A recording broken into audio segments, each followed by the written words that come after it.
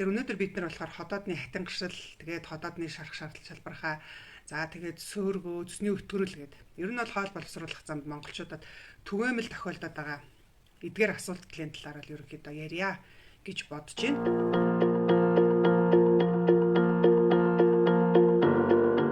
За шинэ оны минь бүгдэнд хүргэе. Та бүхэн шинэ оноо амжилт бүтээлээр ухтцгааж байна уу? За тэгээ эхнээсээ ахуулаад асуултанд нь өглөөнөөс хойш асуулт ирсэн. Тэгэхээр тэр асуултуудад хариулаад явчих. За аяаги гэдэг хүн гэж ütсэн байна. Өдөр өвдөж мэдрэгдэхгүй мөртлөө шүн цээжний голоор гашуу оргиж өвдөд байх юм аа. Хэсэг өвдөд хэд сайхан амьсгаа авахаар гайгүй болчих юм гэж байна. За тэгэхээр энэ бол бас маш олон хүмүүс яг ийм асуултыг тавьсан байсан. Маш олон хүмүүст энэ зовёр бол илрээд байгаа. Энэ шинж тэмдэг илрээд байгаа учраас тэр асуулт тавьсан хүмүүс маань бүгдээрээ ерөнхийдөө энэ хамгийн хариултыг сонсоод өөртөө яг хэрэгтэй зүйлээ бол тусгаад аваарай. За тэгэхээр энэ бол юу явж байна гэхээр энэ бол сөөргөө. За тэгэхээр сөөргөөний талаар бид нар 11 сард бол бүхэл сарын туршдаа бол ийм цэгцтэй мэдээлэл өгсөн байгаа. Тэгэхээр яг энэ талаар бол бид нэр ярьсан. Тэгэхээр та хэрвээ бүр сайн дэлгэрэнгүй одоо хариулт авъя гэх юм бол 24 оны өнгөрсөн оны 11 сарын манай одоо цоврал бичлэгүүд болон лайвуудыг та үзээрэй. Тэн дээр бол ерөнхийдөө ярьсан байгаа шүү. За одоо би товчхон ерөнхийдөө хэлье. За тэгэхээр ер нь бол сөөргөө бол маш олон төрөл байгаа. За сөөргөөг ер нь бол хүмүүс юу гэж ойлгох вэ гэхээр таны хоол, эзэн хоолчин хотод руугаа одоо улаан дамжаад хотод руу ороод тэгээд тэнд бол хэсэг ингээд нэг цаг 2 3 цаг болж байгаа. Тэр хооронд бол таны ходоод тодорхой юм гөрүүлзэх булчингийн хөдөлгөөнөөр хоолоо нухшилдаг. Дээр нь тодорхой юм шүүрлүүд ялгаруулдаг. Тэгэхээр тэр шүүрлүүдийн тусламжтайгаар хоол чинь жижиглэгдэг. Тэгэхээр энэ одоо процесс нь яаж явагдав гэхээр ер нь бол эдсэн хоол чинь ингээд дээрээсээ доошоо ингээд ходоодноосоо дараагийн шат амжилга болох 12 хуруу гэц рүүгээ ороод тэгээ дараа нь гиз нарийн бүдүүн гисэг шулуун гис гэсээр аваад ингээд өтгөн болоод гадагшилж байгаа штэ. Ер нь бол ингээд дээрээсээ доош бол явдаг.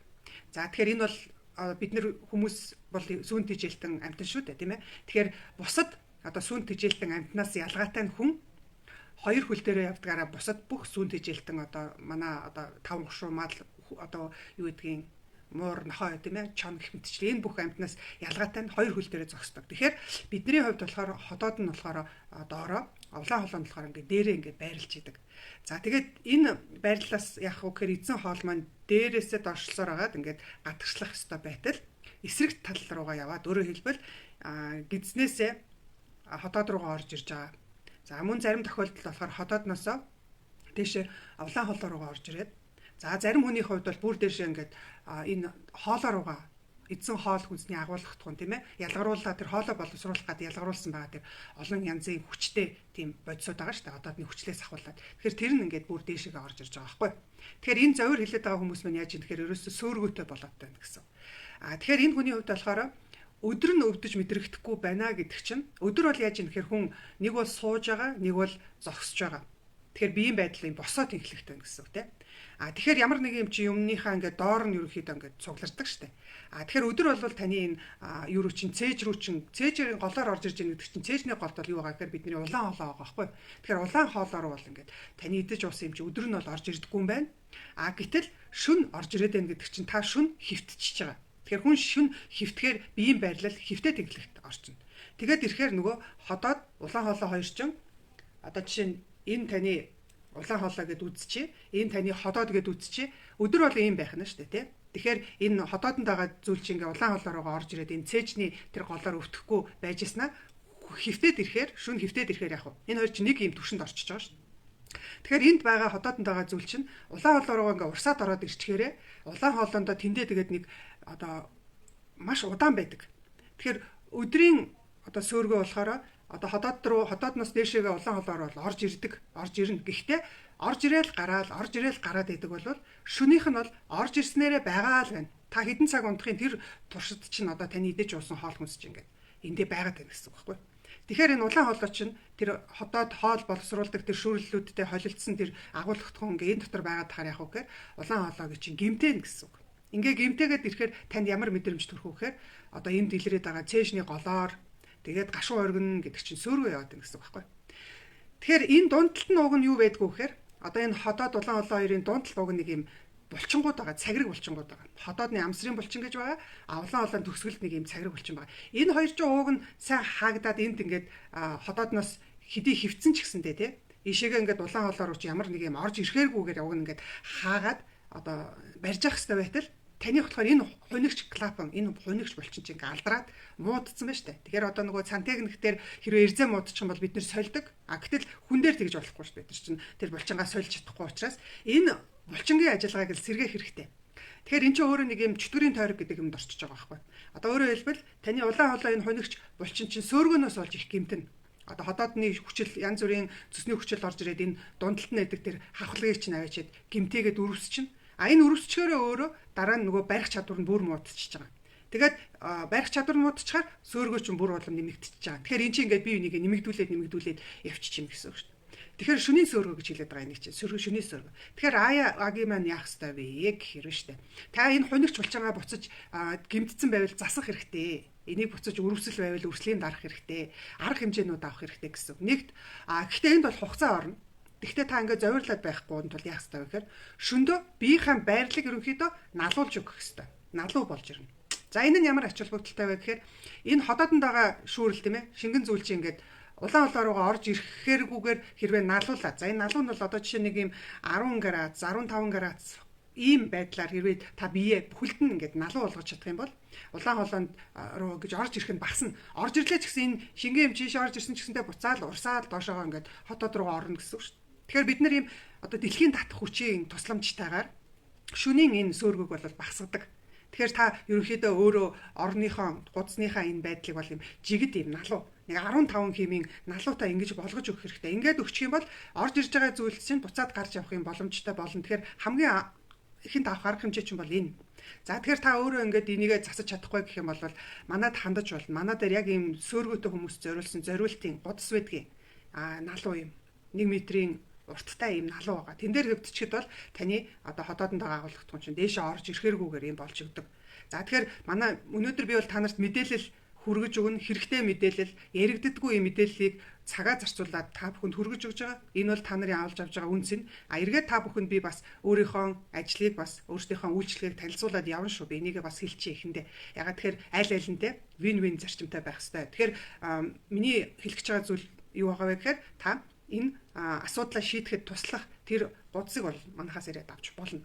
За тэгэхээр энэ гашуу оргин гэдэг чинь ердөө бидний ходоод хоол боловсруулахыг боловсруулж байгаа тэр шүүрлүүд чинь өөрөө маш хүчтэй тийм химийн бодис байгаа шүү дээ. Зүсний хүчил гэдэг чинь бол маш хүчтэй давснууд явж байгаа. Ходоодны хүчил гэдэг чинь бас муу адилхан маш хүчтэй давсны уусмал явж байгаа. Тэгэхээр тэр айхтар хүчтэй уусмалуу тэр айхтар бодисууд чинь дээшээ орж ирэхгүй юмнууд ороод ирчихээр таны аманд гашуу оргин шүү дээ, тийм ээ. Тэгэхээр энэ бол ерөөсөө сөөргөл тавал сөөргөтэй л болчихсон гэсэн үг байна. Тэгэхээр энэ дээр миний энэ хэлсэн хариулт бол энд маш олон хүний асуултуудад зэрэг хариулж байгаа учраас би хэрвээ давхардах юм бол алгасаад явчихна шүү гэж хэлээ.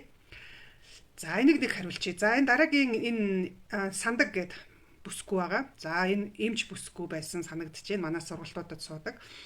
За гизний эдийн шилжилттэй гэсэн энэ аюултай юу, эмчлэгдэх үү гэсэн байна. За ходоодны талаар орж ирж байна гэсэн үг шүү дээ, тий. За тэгэхээр ходоодны тал дээр бид нар 12 сард ходоод гизээ эмгүү ангай гэдэг бас ийм 5 өдрийн сургалт явуулсан. Тэн дээр бол ерөнхийдөө бас яригадаад байгаа. За манай пэйж хуудсыг дагдаг хүмүүс бол ер нь бол энэ талын мэдээллийг бол бас авчихсан байгаа. Тэгэхээр би энд анхудаага орж ирж байгаа хүмүүс зориулаад дахиад бас хэлье. За тэгэхээр гидсний эд гэдэг чинь ерөөсө бидний одоо ходоод чинь ерөн зөвхөн ходоод биш шүү дээ. Бидний одоо ингээл уруул даваад одоо энэ уруулны дотор талаас ахуулаад тэгэл бидний залгуур хоолоо, улаан хоолоо, ходоод гэдэг ингээ явсаар хагаад оршинооны одоо сүү хүртэл дандаа ийм бүрхсэн тийм хучуур идүүдээс одоо тогтсож байгаа. Одоо бидний гадна талын хучуур ид гэдэг чинь арсны энэ хамгийн өнгөн талыг нь бид нар хилээд байгаа шүү дээ. Арсны хучуур ид бол бидний нүдэнд харагдаад байгаа. Бидний төрөж байгаа тос ус энэ бүхэн бол энэ хучуур ид рүү шингэж ордог. Дээр нь энэ болгон ч өөр юм гэсэн нэг юм шүүрлүүдийг ялгаруулдаг тийм. Яг тэрнтэй адилхан бидний одоо энэ ходоод хоол боловсруулах зам гэдэг энэ 10 м урт юм нэг хоолоо явж байгаа байхгүй юу? Жохон янз бүрийн ингээд тахиралцсан хоолоо л явж байгаа шүү. Тэгэхээр тэрний чинь бас дотор талд нь яг энэ одоо арсны хучуур идүүд байдаг шиг хоол боловсруулах хучуур идүүд гэж байдаг.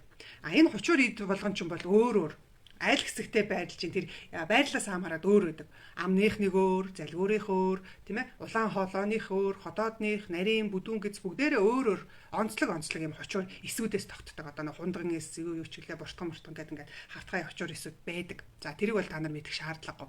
Тэгэхээр тэр хочуур эсүүд нь өөрчлөгдөд. Одоо өөрөөр хэлбэл ходоод чинь ингээд байнга л гидснээс нөгөө сөөргөө дөрөв бие ярьсан те сөөргөө гэдэг чинь доороос дээшээ орж ирж байгаа. Тэгэхээр гидснээс ходоод руу ингээд байнга шүүрл орж ирээд байх юм бол яах вэ гэхээр ходоод чинь одоо хүн байсан бол бодох нь штэ эсүүд нь. Гэхдээ би чинь ер нь ходоод юм уу гэдээс юм уу? Миний одоо энэ ойр орчин дандаа л ингээд тийм ээ гидсэнд байдаг нөгөө цүсний хүчил нойр болчихсан шүүрлүүд орж ирээд байгаа юм чинь би ер нь энд дасан зогцоод өөрийнхөө хочуурыг гидснийхаар сольчихё гэд ингээд нарийн гидсний хочуур эсээр бүдүүн гидсний хочуур эсээр ингээд өөрчилчихөж байгаа. Энийг бид нэр гидсний эдийн одоо солигдол гэж хэлдэг байгаа. Тэгэхээр танд юу явж байна? Энэ тохиолдолд гидснээс ходоод руу шүүрлүүд орж ирсэн гэсэн үг. Энийг зогсоох хэрэгтэй. Цаад шалтгааныг зогсоохгүйгээр ямар нэг арга хэмжээ авбал одоо өнгөлөн далталсан нэг юм маск шиг л арга хэмжээ болно.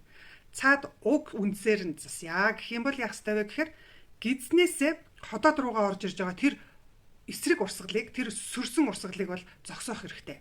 Тэгэхээр энэ тохиолдолд яагаад орж ирж байна гэдэг асуултыг бас мэдэх хэрэгтэй болно. Тэгэхээр бид нар одоо энэ дээр одоо энэ бүх хүнд те одоо жишээ нь энэ 230-аад хүн үзсэн шүү дээ. 230 хүн болгон өөр насны эмэгтэй эрэгтэй тэгээд амьдралын хэм маяг нь өөр. Зарим нь одоо гадаадад байна, зарим нь орон нутагт байна те. Тэгээд идэж ууж байгаа юм нь өөр. Одоо бүх хүнийх өөр. Тэр байтугай нэг гэрт амьдарч байгаа хоёр хүний ч гэсэн дээр одоо бие махбод өөр. Тэгэхээр би одоо энд байгаа бүх хүнд тохирсон нэг одоо шидэд тийм одоо аргыг бол заах өгөх ямар ч боломжгүй шүү дээ, тийм ээ. Тэгэхээр бол би энэ дээр та нар ойлгоорой. Өгч байгаа мэдээлэл маань ерөнхий л байна шүү. Маш ерөнхий байна. Ерөнхий байж аж олон хүний мэдээ гэсэн зүйлийн хариултыг олж авна. За тэгэхээр бүгдээрээ нэг зүйлийг ойлгоё. Ер нь сөөргөө шүү дээ. Яагаад үүсчдэг вэ? Нийтлэг нэг юм нь юу вэ гэхээр бүхэнд бол өөр өөр байдаг ч гэсэн нийтлэг нэг юм нь юу вэ гэхээр бидний хевлээд байгаа хевлийн эрхтнүүдийн даралт нь ихсээд байгаа. Энэ бол маш том одоо шалтгаан байгаа. Тэгэхээр бид нар ингээд цээжний хөндөй, хевлийн хөндөй гэдээ хоёр ярьдаг штэ тий. Тэгэхээр цээжний хөндөй чинь болохоор бидний энэ хавирга ясны тусламжтайгаар ийм орон зай үүсгэсэн байхгүй юу? Ягаад тэгэхээр бидний энд чинь амин чухал хамгийн чухал эрхтнүүд байна штэ. Бидний зүрх өдөр болгон ингээд хэдэн зуун удаа зохилж जैन. Тэр зохилох үйл ажиллагаагаа хийгээд бидний биеийг хүчил төрөгчөөр цусан хангамжаар хангаж явахын тулд зүрхэл ямар ч саадгүй ингээд зохилж явахын тулд цээжний хүндэд байж ээж тэр гоё хэвийн ажиллагаанд бүрдэж байгаа. Бид нар агааргүй бол одоо 1 минут ч байж чадахгүй. Тэгэхээр бидний уушиг тэлж агаарыг аваад буцаж гаргадаг. Ингэж хэвийн ажиллаж явахын тулд бидний цээжний хүндийн мөн адилхан ийм тодорхой орон зайтай ийм одоо нэг ийм тасалгаатай байдаг гэсэн. Тэгэхээр бидний цээжний хүндий бол ерөнхийдөө даралт багтаа энэ хэсэгт хүний цээжний хүндий бол даралт багтаа. А гэтэл хевлийн хүндэд чи яаж байгаа вэ? Маш олон эрхтнүүд яаж багтдгиймээ гэмээр шахацлаад байрлаж байгаа шүү дээ. Тэгэхээр дээр нь хүн хэрвээ хоол нэг доор хидчих юм бол нөгөө тодоод чинь ингээд тэлээд томорчин. А мөн бидний таргалалт үүсчих юм бол те бидний эрхтнүүд ч өөрөө өөхөлчихөж байгаа. Тэгэхээр эрхтний өөхлөлт явагдана. Нөгөө нэг арсан давхаргын доор гадар өөх ихсэн. Тэгэхээр эн чинь нөгөө хевлийн даралтыг чи яах вэ? Нэмэгдүүлчихэж байгаа байхгүй. Тэгэхээр хевлийн даралт ихсчихээр юу үүсэх вэ? Гол нь бидний цээжний хүндий бол даралт багтаа байж ээж бид нэр түрүүний эрхтэн хэвэн ажиллаж байгаа учраас цээжний хүндийн даралт нь бага. А хевлийн хүндийд ч юм болохоор айгүй их тийм даралт ихтэй орчин байгаа байхгүй. Энэ хоёрын даралтын зөрүү бол их маш их байгаа. Таргалах юм бол бүрч их болно. Нэг доор хідвэл бүр их болно. Тэгээд нөгөө жирэмсэн хүмүүс чинь чээж одоо гашуу оргиол нөгөө хүмүүс одоо их өстэй өөх төрөх гэдэг нь гэдэг тийм биш шүү дээ. Тэр чинь гашуу оргиж байгаа чинь нөгөө гидснээс дээшээ хотоодны хүчил янз бүрийн юм орж ирээд улаан хоолойг нь түлээд байгаа байхгүй юу? Гэхдээ төрөө зүгээр болдог шүү дээ. Тэгэхээр хевлийн даралт нь маш өндөр байгаа учраас л сөөргөө үүсэж байгаа. Энэ бол ерөөсө бүх хүнд байгаа нийтлэг зүйл нь бол энэ. Гэхдээ цаана бас зөндөө олон юмнууд байгаа л да. Тэгэхээр танд сөөргөө үүсэт байгаа бол хевлийн даралтаа багасгах нь хамгийн чухал. Тэгэхээр одоо эмчнэрийн өгдөг зөвлөмжүүд байна. Ер нь Дэлхийн эрүүл мэндийн байгууллагаас гаргасан сөөргөн эсрэг юм удирдамж протокол гэж байгаа. Тэр удирдамжин дээр бол бараг хамгийн ихэнд нь байдаг. Хэрвээ та илүүдэл жинтэй байх юм бол жингээ зохицуулаа гэдээ орж ирсэн байдаг нь бидний одоо энэ сөөргөг үүсгэж байгаа хевлийн даралтыг бууруулж өгөхгүй бол та мянга сайн одоо гээд нөгөө им уугаад хотоодны хүчлийг хүчээр багасгаад энэ бол ямар ч үр дүн авчрахгүй. Тэгэхээр та ер нь бол жингээ зохицуулаа те хэвлийн даралтаа багасаа. Гэхдээ тэгвэл хэвийн жинтэй ишээ бүр баг жингийн багталттай ийм хүмүүс төртөл сөөргөө байсаар л байдаг. Тэгэхээр энэ бол нөгөө ганцхан тэр хэвлийн даралт нь нэг шалтгаан бол биш байгаа нь бол эндээс харагдаж байгаа байх гэж бодож байна, тийм ээ. За тэгэхээр одоо энэ сандагийн асуултанд хариулахдаа тэгвэл гидснээс юу руу тийм ээ хотод руу шүүрэл орж ирэхийг нь багасгах хэрэгтэй. Энэ бол ерөөсө хамгийн гол нь шүү. Хамгийн гол нь. За тэгэхээр энийг багасгахын тулд мэдээж маш олон шат дараалсан тууштай арга хэмжээг авч иж энэ асуудлыг зохицуулнаа. Тийм учраас энэ дээр бол одоо яг нэг шидтэй за ингээл ерөөсө зүгээр болох чинь гэсэн юм ерөөсө байхгүй. Аюултай юу гэвэл аюултай. Ягаад тэгэхээр эн чинь өөрөө ер нь бүтэц өөрчлөгдөж байгаа. Тэгэхээр энэ бол хавдар руу дөхөж, алхамаар дөхөж л гэсэн үг. Тэгэхээр хавдар гэдэг чинь ер нь юу юм бэ? Хаанч үүссэн бай? Хавдар гэдэг чинь ерөөсөө эсвүүдийн замбраагүй, удирдлаггүй үржлийг хэлээд байгаа. Олширлыг хэлээд байгаа. Тэгэхээр тэр эсүүд нь замбраагүй үржихийн өмнө эхлээд зөндөө олон юм болцсон байдаг. Эхлээд хурц зочмог өрөвсөл явагдана, архыг өрөвсөл явагдана, тэгээд дараа нь хатангашралт өрөвсөл явагдана.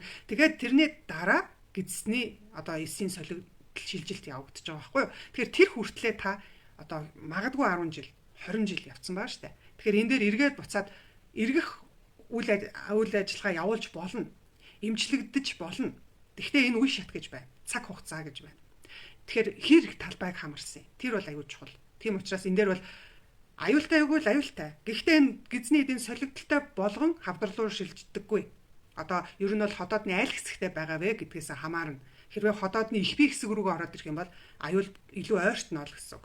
Тэгэхээр энэ дээр бол бид нар аль болохоор тэр нөхөнд төлжүүлэхтэй тийм арга хэмжээг авах хэрэгтэй шүү гэж хэлээ. За урт насны дашны хотоод халуун оргих, байнга им уухгүй бол цээж гашуун оргих, үүнийг яаж засах? Үүнийг засах арга байх уу гэж.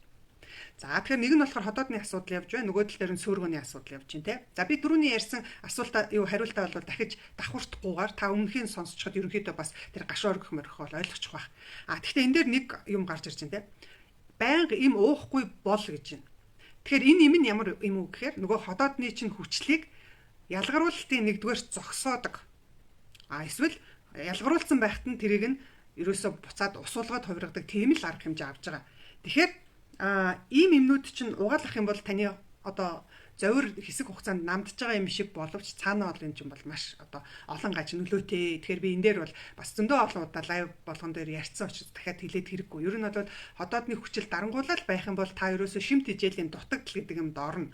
Яванда та уургийн дутагдалд орно. Уургийн дутагдалд орох юм бол нөгөө хонигч булчингууд чинь бүрч сулраад ирнэ. Тэгэхээр яг л дахиад нөгөө тойрогт орно. Чөтгөрийн тойрогт орчин. Тэгэхээр одоо та бол эмийн хамааралт болсон шүү дээ. Эм л уухгүй болохгүй. Тэгэхээр энийг засаж болно.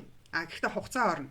Дээр нь таны одоо энэ хотоод тийм ээ хотоод чинь халуун өргөж ийн гэдэг чинь айл хэдийн таны хотоод зөндөө олон асуудал үүссэн, шалбархаа үүссэн байна, хатангашил зөндөө үүссэн байна. Тэгэхээр энэ болгоныг одоо үүсгэсэн шалтгаанаа эхлээд болохоос л эхлэн штэ тийм ээ. Тэгэхээр энэ дээрээ бас нэг одоо арга хэмжээ, нэг эм бол би хэлэхгүй, одоо нэг эмчилгээ хэлэхгүй. Энэ бол бүр цогц арга хэмжээ байна шүү. Тэгэхээр манай дээр болохоор нөхөн сэргээх эмчилгээ бол хийгддэг. Тэгэхээр нөхөн сэргээх эмчилгээ гэдэг маань та эмийн эмчилгээгээ хийгээд тэр эмчилгээнийхээ эмийн эмчилгээний үр дүн үргэлжлүүлээд хадгалах зорилгоор эсвэл ерөөсөө эм бий уухгүйгээр одоо тийм ээ яг ингээд аль болохоор одоо байгалийн жамаар нь засъя гэсэн ийм тохиолдолд бид нарт хандаж болно. Тэгэхээр бид нар бол эмгүү эмчилгээ бол санал болгодог. Энд болохоор хоолтын зөвлөгөө өгдөг. Хоол бол ерөөсөө хамгийн чухал нь. Одоо энэ энэ одоо 100 хэдэн хүний асуудал болгоны цаана нь хооллолт явж байгаа. Ерөөсөө л буруу хооллолт. Хоолны хэмжээ буруу, хоол идж байгаа тэр хоолоо хийж байгаа хүнсний бүтээгдэхүүний сонголтын дээр алдаа гарч ирж байна. Яг хоол идэх явц дээрээ та алдаа гаргаж байна. Тэр болгоноос ч л энэ олон асуудал үүссэн байна. Тэгэхээр тэр болгоныгоо та засах хэрэгтэй. Тэгэхээр энэ дээр бол хооллолт бол эмчилгээний ер нь бол 60, 70, 80% шүү. Тэгэхээр үндсэн эмчилгээ бол ерөөсөө хоол заслаар явна. Тэгэхээр тэн дээр та бүхэн маань бас ер нь бол хоолоо яаж засах вэ? Энэ дээр анхааря гэх юм бол манай одоо төв дээр ирж болно. Тэгэхээр яг мэрэгжлийн зөвлөгөө танд өгнө шүү дээ. Тэгэхээр тэгэхээс ш одоо яг ингээд ганцхан энийг за яг энийг идэхгүй гэсэн юм бол хэлэхгүй. Тэгэхээр тэр бол бас тусгай юм одоо үйлчлэгээ явдаг байгаа. Тэгэхээр манай дээр бол хурж ирээд үйлчлэгээ авч болно. Бид нэр ажлын өдөр болгон бол зөвлөгөө өгдөг. зөвлөгөө өгдөг, төлбөртэй зөвлөгөө мэдээж өгнө. Яагаад гэхээр бид нэр цагаа зарцуулж байгаа. Тэгээ дээр нь бид нар чинь компани учраас үйл ажиллагаа хэвэн явахын тулд төлбөртэй байгаа. За тэгэхээр бид нэр сардаа 1-2 удаа энэ зөвлөгөөнийхэн төлбөрийг 50% хямдруулаад аль болохоор зөвлөгөө авах хүмүүс маань зарим нь тийм ээ боломжгүй ингээд аль болохоор эртхэн зөвлөгөө авъя гэдэг ийм хүмүүст бол бид нэр зориулаад 7 сардаа 2 удаа юм 50% хямдралтай үйлчлэг үзүүлдэг. Одоо энэ сарын эхнийх нь болохоор 1 сарын 7 гэдэг чинь 2 дахь өдөр. 2 дахь өдөр өглөө 9-өөс 17 цагийн хооронд та хурж ирээд тэгтээ зүгээр хурж ирээд би ийм зовиртой байна гэдээ нэмэргүй шүү дээ. Та өөрийнхөө холбогдох шинжилгээнүүдийг авчираад таны шинжилгээнүүдийг чинь хараад бид нар уншиж өгнө. Танд бол эмч бол уншиж өгсөн байвал сайн байдаг. Гэтэ ихэнхдээ л уншиж өгөөгүй байдаг шүү дээ. Эмчнэр маань зав одоо цаг их юу учраас хомс учраас тийм ээ. Тэгэхээр тэн дээр бол таны бүх шинжилгээнүүдийг уншиж өгнө. Дээр нь танд бол авах нөхөн сэргийн хэмжлэгээний тал дээр бол зөвлөгөө өгдөг байгаа. Тэгэхээр хэрвээ та сонирхч байвал манай дээр хурж ирээд заавал ганцхан 1 сарын 7 гэхгүй бус өдөр ч гэсэнтэй боломжтой байдаг цаг аваад ирээрэй. За нараа на гэдэг эмэгтэй ингэсэн байна. Ходоод хүүт оргиод байх нь юуних вэ гэж байна. За энэ бол бас байдаг. Ийм одоо зовиртой хүмүүс байдаг. Ер нь бол бидний ходоод чинь өөрөө их цусан хангамжаар тэжээгддэг ийм эрхтэн.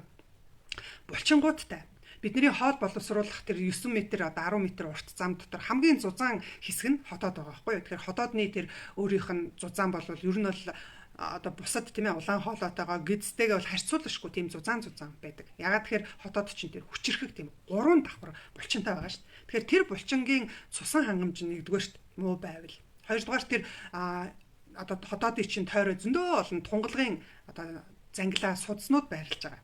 Тэгэхээр тэр болгоны чинь урсгал нь хэрвээ зогсонгошоод байх юм бол за дээр нь бид нэр ходоодыг мэдрэлжүүлж яддаг мэдрэлийн одоо маш олон юм судснууд байгаа. Тэгэхээр тэр болгон дээр хэрвээ ямар нэгэн саатал өгөх юм бол таны ходоодон дээр хүүт оргих ийм мэдрэмж бол төрнө. За тэгэхээр энэ тохиолдолд бол яах вэ гэхээр хоолоо хүнсний бүтээгдэхүүнээ сонгохдоо хэмжээгээ сонгохдоо дээр нь хоол эзний дараа ходоодон дээр тодорхой юм зөөлхөн иллэг хийн жин тавьж өгнө. Тэгэхээр та хоол эзнийхэн дараа хевлий дээрээ нэг бүлээн жин нэг бүлээн жин гэдэг чинь нэг ердөө нэг 50 градус тийм температуртай ундааны сав усны савндаа хийгээл та хевлий дээр ингээд тавиад байгаа байхгүй. Тэгэхээр эн чи яах вэ гэхээр таны нөгөө цусны эргэлтийг сайжруулад хангамжийг нэмэгдүүлээд өгөн тунгалгын шингэний урсгалыг айл нэг газар нь зогсонгошоод байвал тэрий чинь хэвийн урсгалд нь оруулахад тэр тодорхой нэмэр болдог. Тэгэхээр иймэрхүү арга хэмжээ авч болно. За манай дээр болохоор энэ дээр дотроос нь уудаг, гаднаас нь түрхдэг гэд ингээд ерөнхийдөө нөхөн сэргээх бол цогц арга хэмжээ авдгийн. Тэгэхээр манай дээр та хурж ирж хандаж болно. За онон гэд хүн ходоодны амсрын булчингийн сулрал, улаан хоолойд ургацагтай, сөөргөтэй гэсэн ходоодны амсрыг боох, цариг тавих мэс засал хийдэг гэсэн. За мэс засал хийхгүйгээр эмчлэх боломжтой эсэх мэс засал хийснээр үр дүн цэрэг нөлөө энэ талаар мэдээлэл өгнө гэсэн байна. За тэгэхээр энэ дээр болохоор нөгөө линкс гэдэг баха нэг тийм титан ийм цагрыг соронзон одоо ингээд улаан хоолой одоо энэ ходоодны энэ дээдлэлт нь амсарт нэг ийм булчин байгаа. Улаан төгсгөл бас нэг юм цагрэг булчингууд байгаа шүү дээ. Тэгэхээр энэ хоёр чинь яг уудсж байгаа энэ хоёр эртний юм уулзаа залгаа хэсэг дээр чинь ингээд хаагдах юм нэг хэсэг байна шүү дээ. Тэр нь ажиллахгүй болоод тэгэхээр юм бүгж үсгчдэг байхгүй ингээд бүгжилчдэг. Тэр нь болохоор ингээд юм соронзон. Тэгээ ингээд юм зайлахаар бас тэр чинь ингээд тэлээд идэж уусан юм чинь саадгүй орж ирээд оронгууд нь ингээд хаагддаг. Өөрөөр хэлбэл таны эртний өөрийнх нь клапантэй тэр нөгөө хөнөгч нь өөрөө ажиллахгүй байхаар тийм нэмэлт одоо юу тавьж өгч байгаа байхгүй юу. За манайд тавьдгүй мэдэхгүй би сайн мэдэхгүй байна. Ямар ч гэсэн энэ бусад хөгжсөн орнуудад бол тавьдгийм байлээ. Тэгээд тэрийг бол та өөрөө сонирхоорой. За энэ дээр гаж нөлөө энэ тэрийг бол тэр газараас л асуусан дээр байх гэж бодож байна. Гэхдээ ер нь бол бидний энэ хоол боловсруулах бүх одоо энэ гүлгэр булчин байна, хөнөгч булчин байна.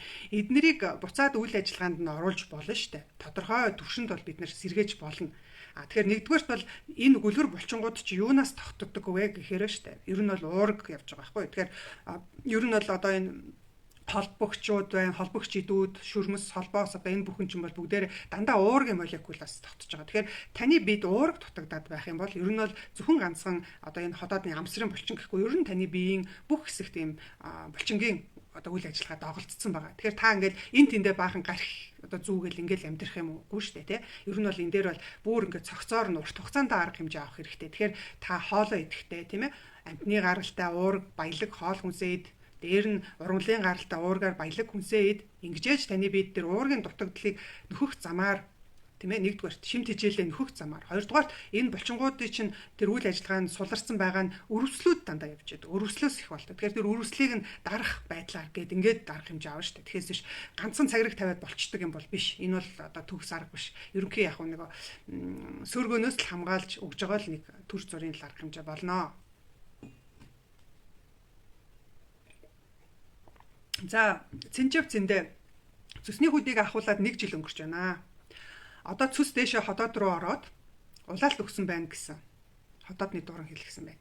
За яг аюулхаа орчим хүндрүүлээд цанхаагаад гороогоод хатуу оргиод мөн баруун 70 доогуур үе үе хатгуулаад дотор мухаарад хихрээд гашуун умаар гуйлгаад зовир ихтэй хэцүү байна. Энэ юуних вэ? Мөн өрс хумигдож өгдөөд байх юм гэж. За тэгэхээр цөссөө ахуулсан одоо цусны хүүдийг ахуулсан хүмүүст илэрдэг нийтлэг юм асуудал байна л да. Ер нь бол хагалгааны дараах хүндрэл.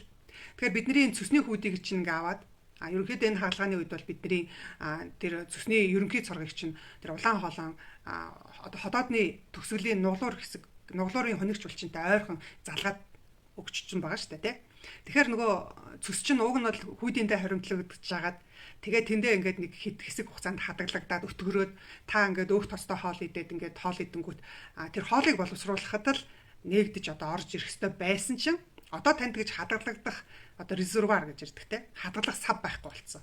Тэгэхээр яг илэгчин бол төсөө одоо ямар ч зогсолтгүйгээр 24 цагийн турш байнга л одоо үйлдвэрлэж байгаа шүү дээ. Тэгэхээр тэр цус чинь хадгалагдах юмгүй болчоороо таны одоо гидс рүү ороод байна гэсэн. Орж ирсэн тэр гидс чинь цус чинь хотоод руугаа орж ирээд байна. Өөрөөр хэлбэл хотоодын чинь эзлээд хотоодын чинь цусны хүүдийн оронд ашиглаад байна л гэсэн үг шүү дээ. Тэгэхээр цус хүүдийг болсон хүмүүст бол нийтлэг байгаад байгаа маа. Тэгэхээр ер нь бол одоо цусны хүүдийтэйгээ байгаа. Тэгээд цусндаа ямар нэг асуудалтай байгаа. Яг цусны хүүдийн бүр одоо нөгөө өрөвсөд баг идээд татаад ингээд хагарахад бэлэн болчоогүй бол ер нь бол хүүдийг хадгалж байгаарэ. Аль болохоор цөсөө одоо эрүүлжүүлээд авч үлдээрэ гэж одоо цөсөө байгаа хүмүүст бол би захиж хэлмээр байна. Авснаар асуудал шийдэгдэхгүй.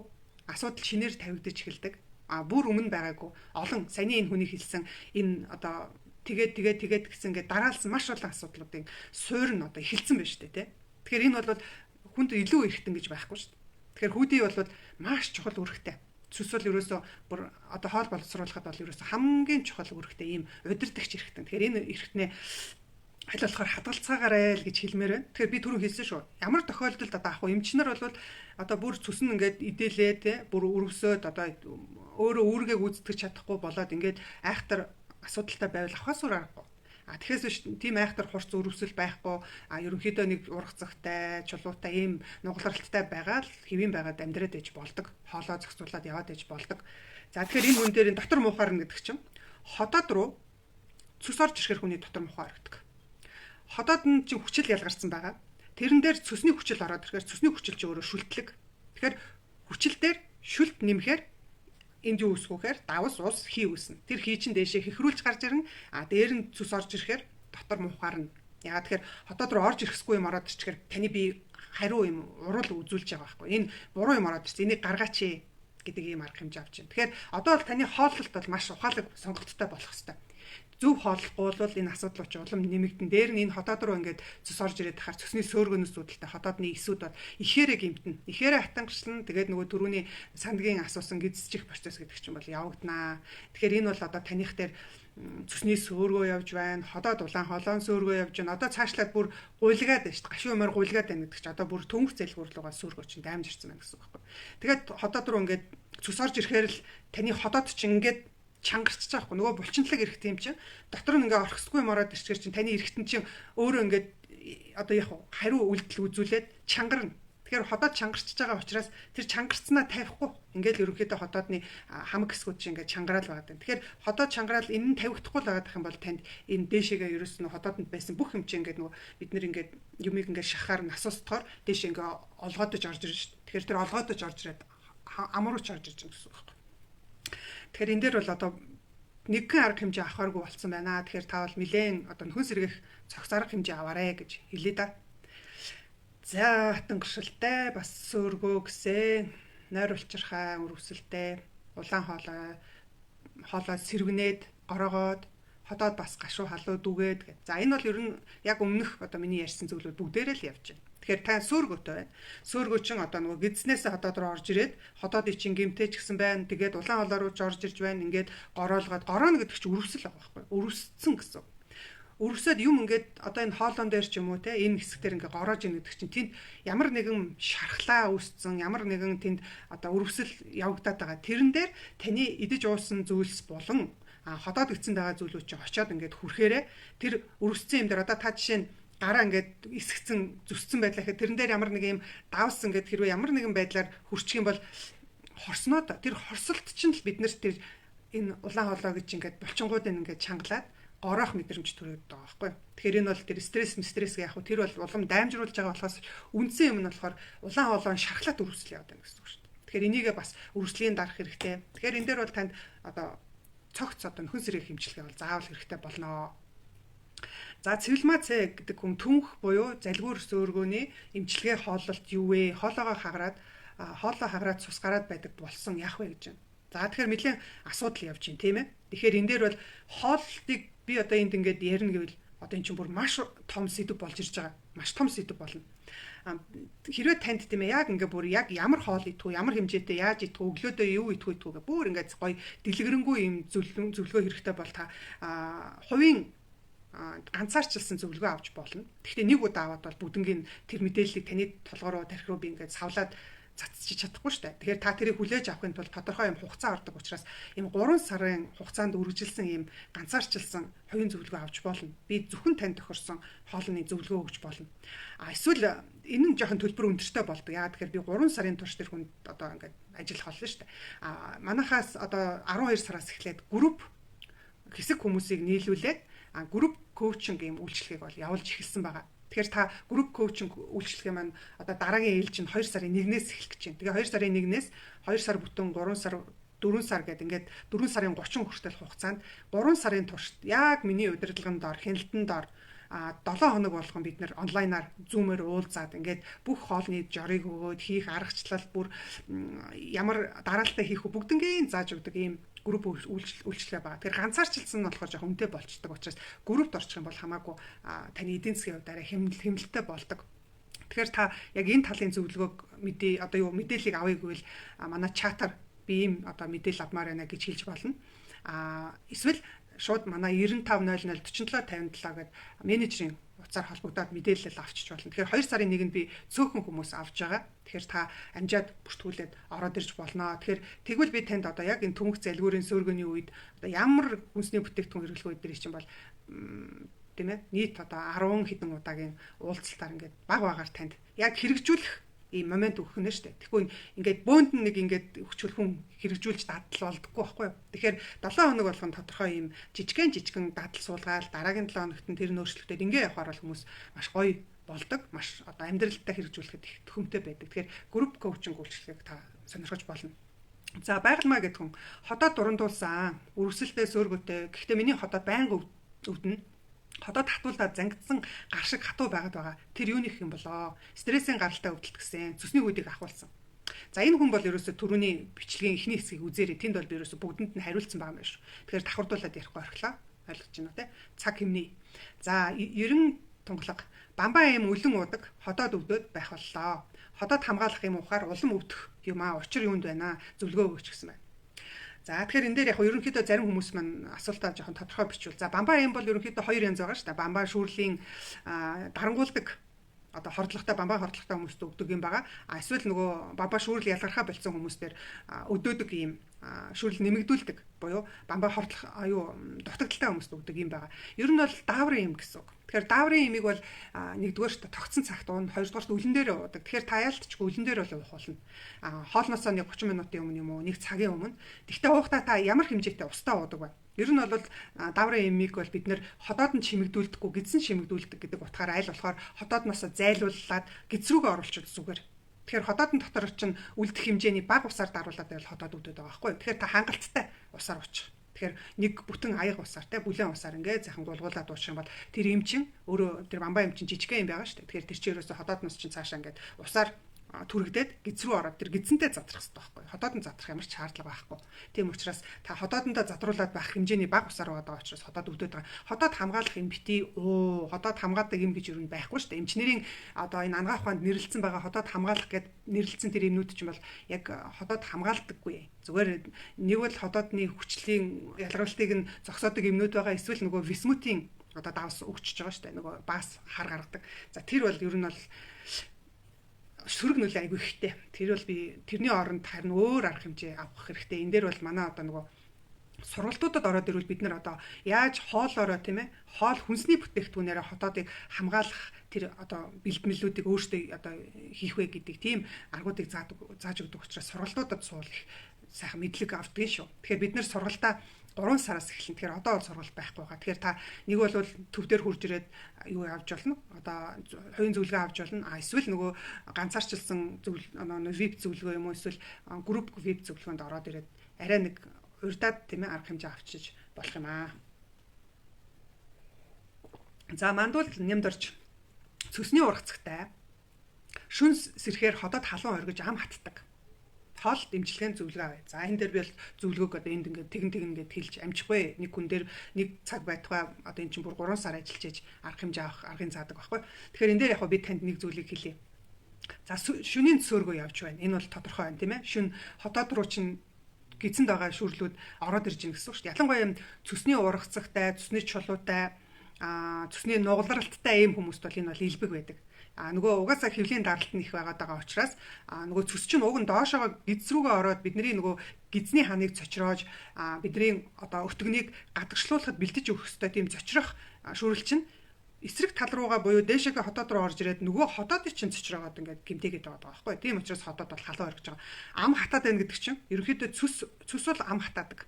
Цөс дээр шүлт байгаа байхгүй. Тэгэхээр шүлт чинь өөрөө хатаах үйлчлэгээтэй. Тэгэхээр энэ дээр бол тэр цөсний л юу явж гин гэсэн. Сөөргөнөөс үүдэлтэй өсөж байгаа юм завир явж гин гэсэн. Тэгэхээр та бол манай дээр бол яг юм ургацагтай цөсний сөөргөтэй хүмүүс зориулсан багц хөтөлбөр байдгийг. Тэгэхээр тэр хөтөлбөрөөр явж болохоор байна. За энэ дээр амлага гэдэг хүн хотоодны хатангаршил сөөргөний талаар гэж байна. За би ярьж байгаа учраас таны асуултанд хариулж байгаа байхаа гэж бодож байна. Оюунал хамсран өмнө нь энд өөрт байгаа завираа бичгэд бүх төрлийн сөөргөтэй гэсэн. Сахин үзүүлэхэд хотоодны хатангаршилтай бас С вирустэй гэсэн. За тэгэхээр ер нь бол таних ганцхан хотоодны сөөргөний асуудлаас халиад одоо тэгээд бүр элэг цөсний асуудал руу ороод ирсэн байна шүү дээ. Тэгээ вирустэй байгаа бол угаасаа элэг бол их хэмжээгээр гэмтэн элэг өрөвсчхөр чинь элэг чинь элэг томорхоор нөгөө хэвлийн хүндийн дотроо уламл давчтан тийм ээ. Тэгэхээр дээшээгээ улам асуудал гэдэг ингээд явчихдаг. Гэхдээ өмнөх миний хариултанд та хариултаа авчиж байгаа хаа би алхасаа авчи. Манай дээр болохоор та яг хурж ирээд явбал бид нэр энэ илгэний Б, С, Д вирустэй хүмүүс зориулсан тэр эмчилгээнийхаа юг энэ хотоодны хатангаршлыг зэрэгцүүлээд явчихдаг шүү. Тэгэхээр нэг сумаар 2 3 туулаа зэрэг буудах юм боломжтой. За түмэн насан гиндэн жав хатангаршил хотоодны эвэрхий эмч нар эмчилгээ хэлж өгөхгүй юм аа гэж байна. За хатангаршил бол угаасаа нөгөө хотоодны архаг өрөвсөл маань явандаа хотоодны булчирхаануудыг өхүүлээд сүнрүүлээд явуулаад байна гэж ойлгоно. Тэгэхээр энэ бол ерөөсөө хотоодны өрөвслийн хүндэрсэн хэлбэрл гэж ойлгоорой. За хотоодны эвэрхий гэж. За хотоодны эвэрхий гэж бол байхгүй. Энэ дээр бол өрцний эвэрхий гэж яригдана. За энэ дээр бол юу ярих вэ гэхээр түрүүний дахиад нөгөө энэ одоо улаан хоолой хотоод хоёрын тухай яриа л орно. За одоо энэ улаан хоолой чинь болохоор бидний эндээс ингээд яваад тэгээд эндээс ходоод залгаад ингээд явж байгаа шүү дээ. Тэгэхээр энэ хоёр эргэтэн чинь улаан хоолой нь болохоор цээжний хүндийд байгаа. Цээжний хүндийд байрладаг. Ходоод чи хэвлийн хүндий эргэтэн. Тэгэхээр ходоод бол мэдээж өөрөө шахагдаад байж идэг гэсэн үг тийм. Улаан хоолой бол харьцангуй юм чөлөөтэй. Гэхдээ нэг чөлөөтэй биш ээ. Тэр чинь ингээд махирлаад ингээд нөгөө ууршигтайгаа зүрхтэйгээ нэг учраа олчихсан нэг өөрийн хөөрхөн байрлал болоод ингээд баруун зүүн ингэж яад ингээд орцсон энэ хоёр ингээд явж байгаа байхгүй. За энэ хоёрын яг залгаа энэ хоёрын ингээд холбоо үүсгэх энэ ойролцоо бидний өрцөний булчин гэдэг нэг юм булчин байна. Ийм булчин. Тэр булчин чинь болохоор ингээд нүхтэй. Тэр нүхээр нь улаан хоолой ингээд дээрээс орж ирээд за тэгээд ходоодтойгоо ингээд залгалддаг. За тэгээд энэ өрцөний булчин гэдэг чинь хүнийг амьсгалах тоолонгоор дээшээ доошоо ийм бүлүүр носоос одоо ийм хөдөлгөөн хийж байгаа.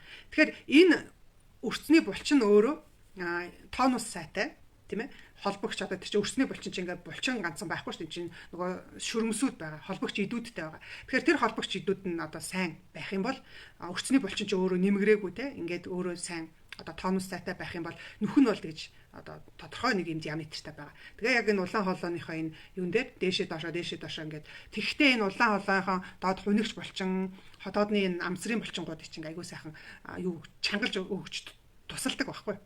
Тэгсэн чинь таны энэ өртний булчин чинь ингээд сулраад нэмгрээд за ямар нэг шалтгаан байгаа. Тэнд бол олон шалтгаан байгаа. Таних ямарыг би мэдэхгүй. Тэгээд нөгөө нүх нь өөрөө томорчж байгаа. Тэгэхээр нүх томорчхоор юу үсгүүхээр түрүүний миний ярьснаар хөвлийн энэ гидсэнд байгаа даралт чинь байнга өндөр байгаа учраас ходоод чинь аль болохоор л сул орон зайн руу орохыг л бодно шүү дээ, тийм ээ. Өөрөөр хэлбэл өөрөө ингээд хэвэн байхад нь таата тэр газар руу гол орж байгаа байхгүй. Тэгэхээр ходоод чинь нөгөө өрцний нүхээрээ цээжний хүн дээр үгээ ингээд ороод ирж байгаа. Энийг бид нэр өрцний эвэрхий гэж хэлж байгаа. Тэгэхээр энэ өрцний эвэрхийдээ бол одоо яах вэ? Нэгдүгээрт энэ өрцний булчингийн тонус суларсан байгаа буцаж хэвэн болгож өгчээж нүх нь өөрийнхөө диаметр руу ороод ирэхээр ходоод чинь яалтчгүй буцаад өөрийнхөө унган байрлал руугаа буюу өрцний булчингийнхаа доор ингээ орж ирнэ.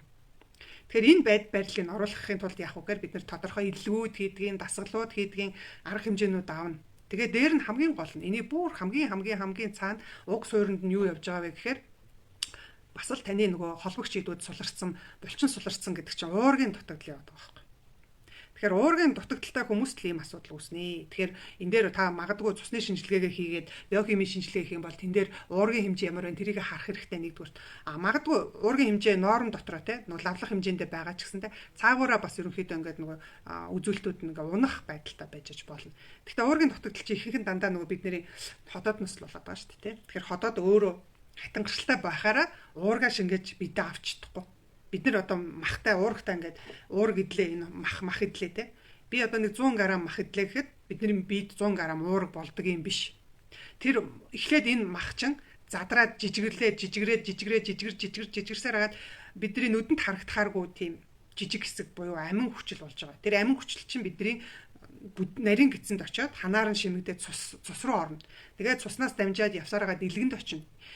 Одоо тэр амин хүчлүүдээр чинь буцаад одоо яг лего өрж байгаа юм шиг буцаад уург үүсгдэг байхгүй. Тэгэхээр таны энэ эдсэн уург мах чинь таны бид шууд уург болдоггүй байх нь. Эхлээд дунд нь задардаг юм байна. Тэгээд бид шингэдэг юм байна. Тэгээд буцаад нэгддэг юм байна. Ингээд маш их одоо биохимийн маш юм төвхтэй нарийн комплекс юм процесс явагдчихэж уург таны бид орно. Тэгсэн таны ходоод татангаршилтай байна шүү дээ. Тэгэхээр ходоод татангаршахаар ходоод чинь өөрөө хүчил ялгаруулж яж ходоодны хүчлийн үр дүнд пепсин гэдэг энзим буюу махыг чинь нөгөө жижиглж өгдөг тэр бодис ялгардаг байхгүй. Гэтэл хүчил муу ялгарх юм бол пепсин муу ялгарна. Пепсин ялгархгүй бол уураг задрахгүй. Эн чинь жижиглэхдэггүй бол таны гидсний ханаар шимэгдэх хэмжээнд очихгүй бол таны цус руу орохгүй бол илгэнд очих амин хүчлүүд нь бага болно. Тэгэхээр буцаж нөгөө барилгын материалаа угсарч чадахгүй, лего болгож чадахгүй гэсэн ойлгомжтой юу.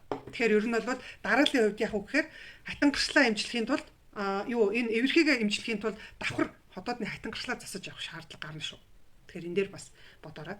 Тэгэхээр ходоодны хатангарчлалын эсрэг манайд нөхөс зэрэг хэмжлэг байгаа. Хугацаа ордог гэхдээ үр дүн сайн байгаа. Хангалттай сайн үр дүн гаргадаг. Ямар тохиолдолд өгсөн зөвлөмжийг дагсан тохиолдолд хоолны дэглэмээ байрна. Зааж өгсөн дасгаллуудаа хийн, илгүүдээ хийн, тууштай хийн, хугацаа орно. Та хүлээх хэрэгтэй. Танд бол хугацаа орно. Ийм олон асуудал үүссэн учраас энийг чинь 1 сарын дотор засах боломжгүй.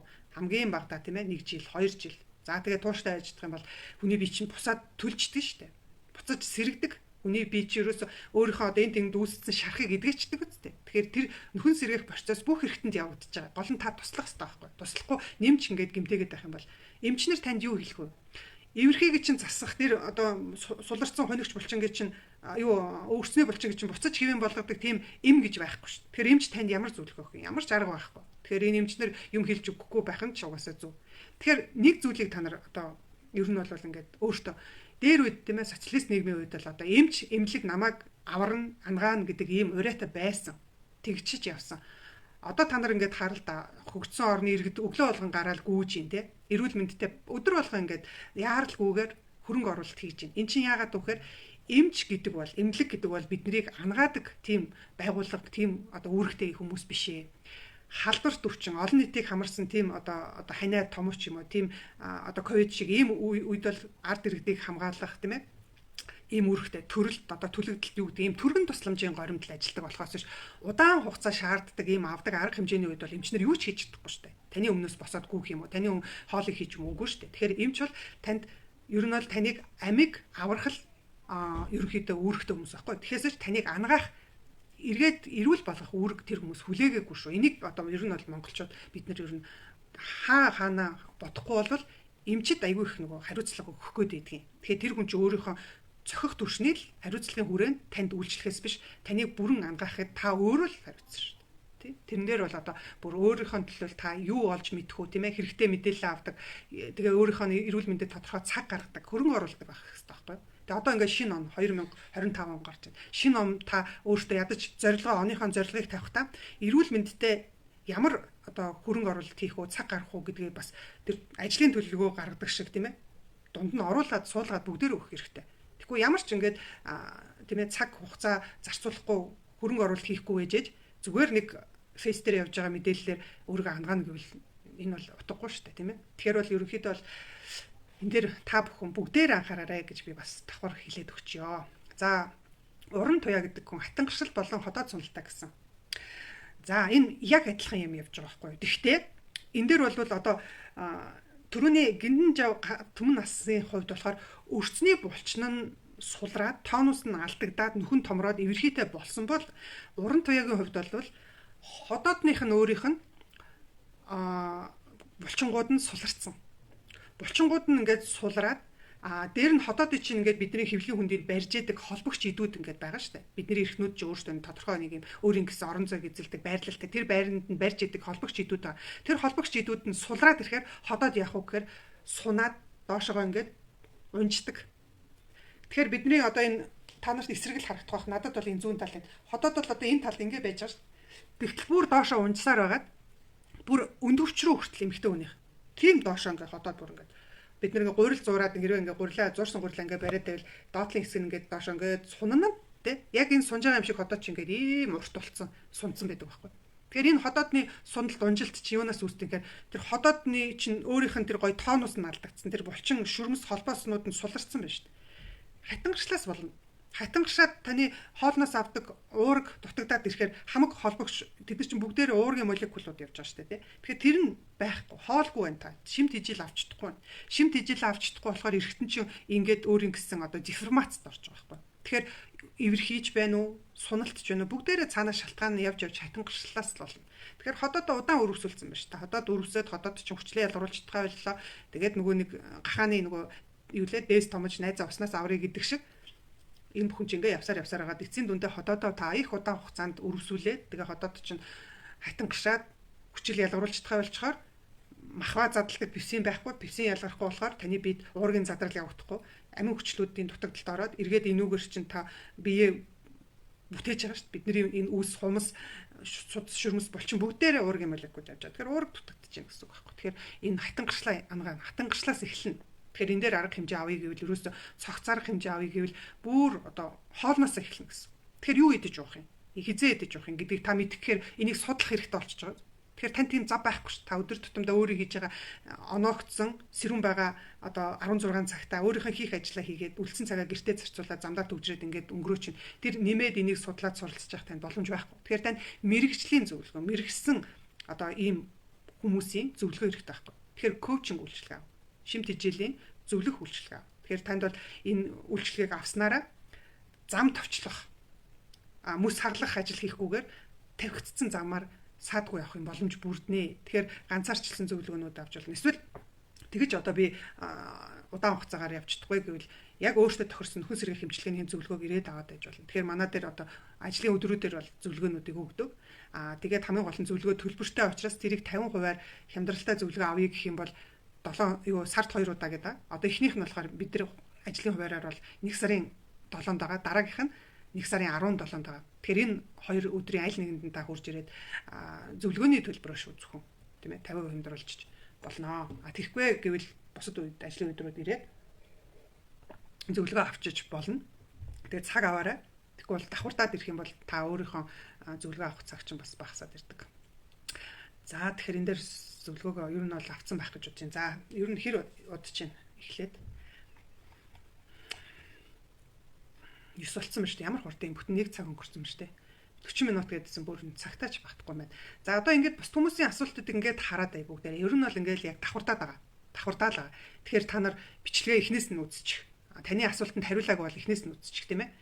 За энэ дээр яг нэг давхардаагүй нэг асуултыг сонгоод авчлаа. Энэ үлзий гэдэг хүн юм байна. Орой гурилан бүтээгдэхүүн идэхээр хоолоо гороогоод шүлсэж залхахад хэцүү байдаг. Энэ юуны холбоотой вэ? Гурилан юм идэхээр гэдгээ та мэдсэн байна шүү дээ. Тэгэхээр зохисгүй хүнсний нэг төрөлд болохоор гурилан бүтээгдэхүүн ордог. Тэгэхээр гурилан бүтээгдэхүүн хэсэг хугацаар та хэрэглэхгүй байгаад үзтээ байдал өөрчлөгдөнө. Тэгэхээр гурилан бүтээгдэхүүн идэхгүй болохоор монголчуудын хувьд нөгөө нэг идэх юм нь маш багасаад явчихдаг. Тэгэхээр тэр чинь өөр бүтээгдэхүүнээр орлуулдаг.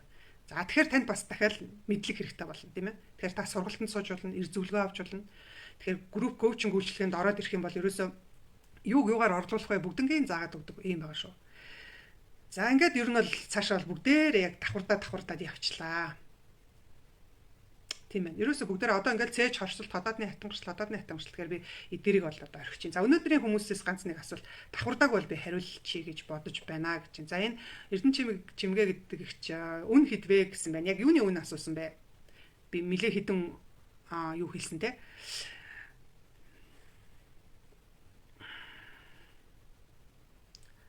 Багцууд дээр бол хямдрал байхгүй. Бид нар бол энэ нөгөө тогтсон үнээрээ худалдаалдаг зөвхөн үйлчлэгэн дээр л юу байгаа.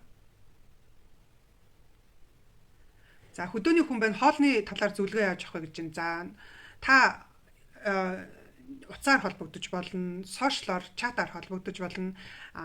Тэгээд манай одоо нөгөө сургалтуудад хамрагдаж болно, групп коучинг үйлчилгээнд хамрагдаж болно, ганцаарчлсан.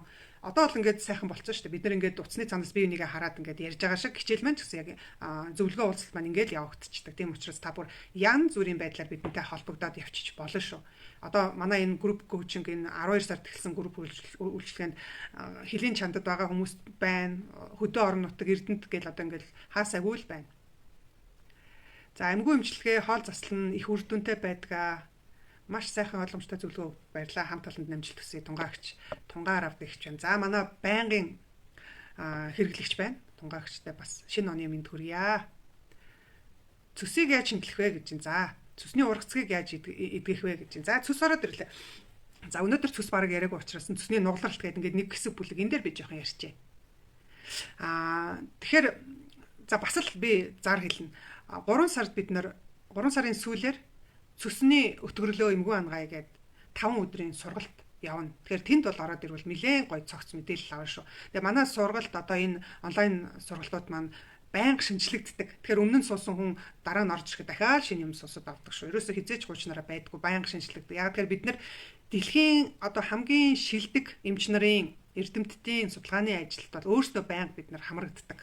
Ерөөсөө л тасралтгүй бид нар ингээд суралцж байнга судалгаа хийж идэг учраас тэр болгонд шин суулсан сургалт болгон дээр орж ирсэн шин арга барилтай тэр мэдээллүүдийг дандаа сургалтандаа оруулаад апдейт хийгээд идэг учраас манай сургалт бол ер нь бол улам л чанартай улам л мэдээлэл нь баяжигдаад явна гэхээс нэг хэвэн бол байдаггүй. Тэгэхээр ер нь бол 3 сард бид нар түрүү жилд 9 сард явуулсан 2 өдрийн сургалтаа одоо бид нар 3 сард 5 өдөр явуулна. Тэгэхээр тэнд ороод ирэх юм бол энэ саяны нугалралт цусны өтгөрлөг гэдэг ургацаг гэдэг энэ асуудал бүтэнд нь бол хамрагдах боломжтой. Зүгээр өнөөдөр та нарт нэг толгоонд нь дан гэдэг нэг үлдээх юм юу байх хэрэгтэй вэ гэхээр цөс бол өөрөө өөх тос боловсруулдаг, хүчлийг ялгаруулдаг ийм үүрэгтэй эрхтэн.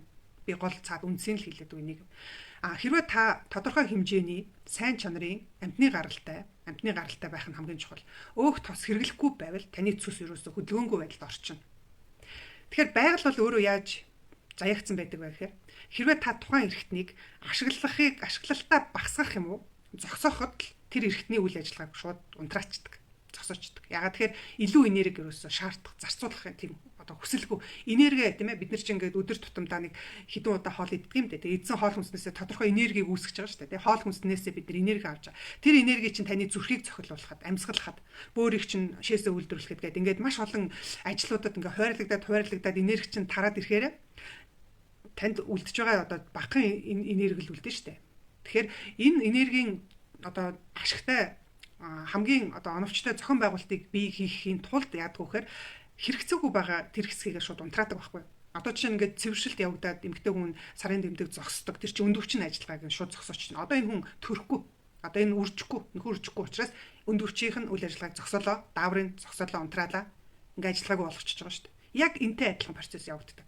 Тэгэхээр хэрвээ та цус өөрөө өг тосыг л задлах тийм ээ гол үүрэгтэй учраас хэрвээ таны хоол хүнс нь цохимжтой хэмжээгээр өг тосны хүнсний бүтээгдэхүүн орж ирэхгүй байх юм бол цөсний үүрэг байхгүй болчихж байгаа байхгүй. Тэгэхээр цөс чинь цүсээ ингээ байнга гоё шинжилж явах хэрэгтэй. Тэр нь дотор ингээ муухай одоо нэг усаар бол тийм ээ маш их одоо булан гарцсан тийм тогтон ус үүсэж байгаа шиг өтгөрцөн цөс үлдчихэж байгаа. Тэгэхээр энээсээ болоод яах вэ? Нөгөө цөс чинь хүүдийн дотор байнга ингээ шинжлэхдэггүй байгаа тахаар ханаа зочирсоор байгаа тэнд ургацэг ургадаг. Өөрөө деформацид ороод тийм хэлбэр галбираа алдаад нуглардаг, чулуу үүсдэг. Ингээд асуудал үүсчих юм бол маш олон дараагийн асуудлыг дагуулдаг байхгүй. Тэгэхээр бид нэр яах вэ? Цөсөө ашиглана гэдэг чинь өглөөний хоолыг юусаа алдаж болохгүй. Өглөөний хоол иддэггүйгээс болоод л цөсний асуудал үүснэ. Цөс чулуутай болно. Тэгэхээр ерөөсө цөсний би бол одоо сүүлийн одоо 19 он гэдэг чинь 6 жил те хүмүүстэй дандаа ингээ ганцаарчилж уулзаж маш олон мянган хүнтэй ярилцсан. Тэгэх болгондоо би монголчууд ер нь яаж хоолдог юм бэ? Ямар асуудалтай хоол идэж яаж буруу амьдэрсаар хагаад өнөөдрийн миний урд энэ хүн өөрийгөө бүтээсэн бэ гэдгийг судалсан байхгүй. Ингээд судлахад яад вөхөр цөсний чулуутайгаар хүүдийг ахуулсан хүмүүсийг би та хүүхд байхдаа өглөөний хоол цай иддэг байсан уу? Оюутан болоод иддэг байсан уу гэхэд ихэнх нь би яарад өглөө унд хоолгүй гарч явдаг байсан гэдэг хүмүүс зүс ахуулчихсан. Ихэнх нь гэдэг. Мэдээж өөр шалтгаан байгаа л да. Тэгэхээр өглөөний хоол идчихээ. Өглөө бол маш чанартай хоол. Би хоол гэж хэлээд байгаа шүү. Өглөөний цай гэж юусэн хэлэхгүй байгаа шүү. Тэгэхээр би одоо энэ групп коучинг үйлчилгээндээ өглөө юу идэх юм? Яаж өөх тосоо сайн өөх тос авах юм? Амтны гаралтай өөх тос ямар хэмжээтэй авах юм гэ бүх тэр хоолных нь менюг гаргаж өгдөг. Бүр жорыг нэг бүрчлэн гаргаж өгдөг. Тэгжээж тэр хүн ингэж хооллох юм байна штэ гэд ингэж мэдэж авдаг. Тэгэхгүй зүгээр одоо эмч нарын өгдөг зөвлөгөө шиг зөв хоолол, зохистой хоолол одоо өөр юу гэдгийг нэг ийм зөвлөгөөг бол зөв хоол гэж яг юу хэлээд байгаа. Зохистой хоол гэхээр яаж хооллох юм? Ер нь хүн хизээ хооллох хэрэгтэй гэдэг. Энийг мэдэхгүй болчихж байгаа байхгүй. Тэгэхээр энийг чинь шимт хижээл судлаачийн хувьд бол би танд мэрэгжлийн зөвлөгөө өгнө. Дээр нь олон улсын коуч учраас би таныг дагалдуулаад дадал суух хүртэл чинь тантай одоо тэр 3 сарын хугацаанд бол ингэж ажилтг юм аа. Тийм учраас би энэ коучинг үйлчилгээгээ ерөнхийдөө бол энэ групп коучинг үйлчилгээ бол дангаараа ганцаарчлсан коучинг үйлчилгээ авахаас 6 дахин хямд болдог шүү. Тэгэхээр амжаад 2 сарын 1-нд орж ирээрээ. Тэгээд би их цөөхөн хүн аавна.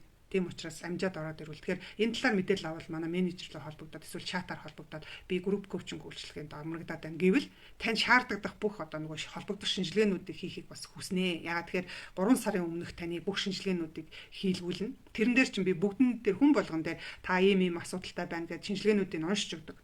Тэгээд тэр хүн дээр ийм юм дээр анхаарна шүү. За та бол бууцаа идэж болохгүй юм байна. За та бол ийм юм идэж болох юм байна гэд ингээд бас тухайн хувь хүнд тэр хэдийгээр групп байгаа ч гэсэнтэй бол ингээд дурдаад явчихдаг. Тэгээд 3 сараа дуусгаад та давтан дахиад шинжилгээ өгнө. Тэгээ 3 сарын дүнгээ хоёлаа тавилна ш. Та дүнгээ тавилна, би дүнгээ тавилна. Тэгээ таны өмнөх дараах үзүүлэлтүүдийг харна. Дээр нь танд бол ингээд би маш урт одоо 50 асуулт байгаа. Асуумж авна. Тэр асуумжаар таны амьдралын хэм маяг хоолтын бүх алдааг би тэндээс гаргаж авдаг.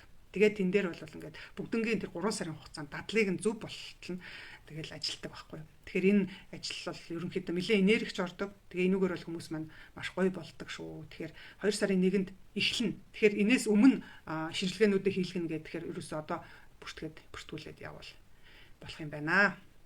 За энэ ганц сүх цэцгээ та юу байгаараа 95 тэг 4757 гэдэг манай менежерийн дугаараар маргааш ажлын цагаар та холбогдоод би группт орё, төлбөрөө аль данс руу хийх вэ гэд мэдээлэл авч болно. Эсвэл чат руу би ингээд юу яа хамрагдъя гэдэг бол авч болно. Би маш цөөхөн хүн авдаг. Олон хүн авч чаддгүй. Яагаад гэхээр хүн болгонд нөгөө шинжилгээг нь уншаад ингээд тэгэхээр аягүй энерги зарцуулдаг учраас тэгээд дээр нь би нөгөө өмнөх зөндөө олон үйлчлэг авч байгаа хүмүүс байгаа учраас ингээд нэг юм их олон хүнийг бол авч чадахгүй. Ер нь бол цөөхөн тоондол хүн авдаг.